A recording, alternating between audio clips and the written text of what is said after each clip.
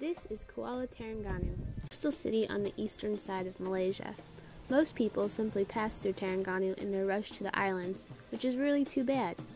The city is small, has a beach within walking distance, some really beautiful architecture, and locals who are still tickled to see you. Whoa!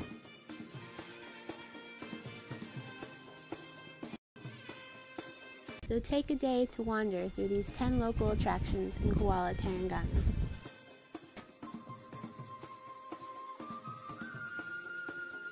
A great place to start your day is at Pasar Payung, the central market. There's plenty of interesting new snacks and fruits you've probably never seen before, and an overwhelming number of things to see and smell. If you're feeling adventurous or can't hold back your cravings, the market is also a great place to get durian. On the top of Bukit Future II, which is a very tiny hill just next to the Royal Palace in the middle of downtown Terengganu. The hill is so small that I actually didn't even notice it the first few times I was walking past. The entrance to Bukit Future is these defunct elevators in a small shopping mall across from the market. There is a short flight of steps on the second floor that takes you to the top of the hill. There's an old fort that was built here in the 1800s during a civil war between two of the sultans who were trying to take over the palace, which is just below us. You can still see a lot of the cannons and the sultan's throne, which, like the fort walls, was built of brick and mortar made of honey, lime, and egg white. But most people come up for the great view and the cool breeze. You can see Bukit Future from the small park below called Dataran Malaysia, which is right next to the Royal Palace. You can peek through the fence at the Royal Palace, but it's closed to visitors. The palace was built in 1870 and is still used today by the royal family and the Sultan of Terengganu. Masjid al-Eden, or the White Mosque, is next door to the Royal Palace. It was built around the turn of the 18th century and is a pretty building, if hard to look at on a sunny day. At this point, you can hop on one of the local brown buses that will take you out to the Terengganu State Museum. Behind me is the Terengganu State Museum, which is the largest museum in all of Malaysia at 75,000 square feet. It has 4 buildings and 9 different galleries, all about the history of various things of Malaysia. I love museums, so hopefully this one's a good one. I'll let you know on the other side. The museum. It took me about 40 minutes. Unfortunately, the petroleum gallery was closed. We saw a lot of refineries on the way to Terengganu.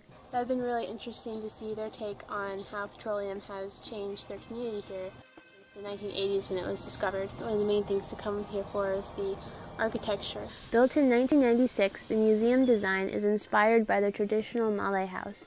Each building sits on 16 concrete stilts over a landscape pond, and everything is just beautiful. It's just really well done. There's also a garden leading to the Terengganu River, where you can see old boats and a few unique birds. It's just a really quiet, lovely place. From the museum, a 30-minute walk or a quick ride on the brown bus takes you to the Islamic Park, an island home to a large and crowded convention center, replicas of 16 mosques from around the world, and the Crystal Mosque. Behind me is the Crystal Mosque, which is a mosque constructed entirely out of glass, crystal, and steel. And it is supposed to be very beautiful at night because they fill it with lights and it's supposed to light up, reflect on the water, and be really beautiful. But it's kind of hard to get out here. There's not a local bus that comes in the evening, so you have to come in the afternoon.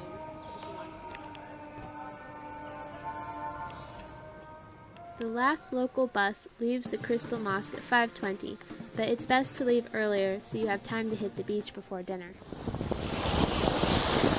I'm on the beach in the city of Kuala Terrenganu, and this beach is called Pantai Batu Buruk. The name of the beach literally means ugly stone beach, but I didn't see any stones, just a long expanse of white sand. There are a number of hotels along the beach, and you can easily walk here from downtown. From the market, it takes about 20 minutes. And it's really pretty and a nice place to walk around and go for a walk. Even though Terengganu is more predominantly influenced by Malay culture than other cities in Malaysia, there is still a Chinese presence, which you can see in the small Chinatown and its tiny but ornate temple.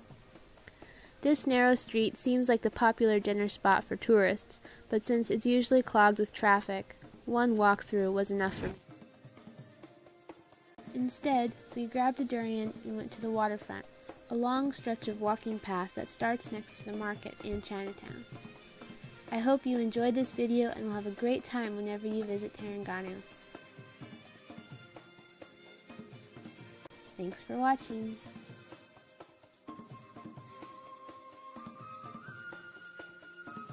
I love their flag. It's like a pirate flag.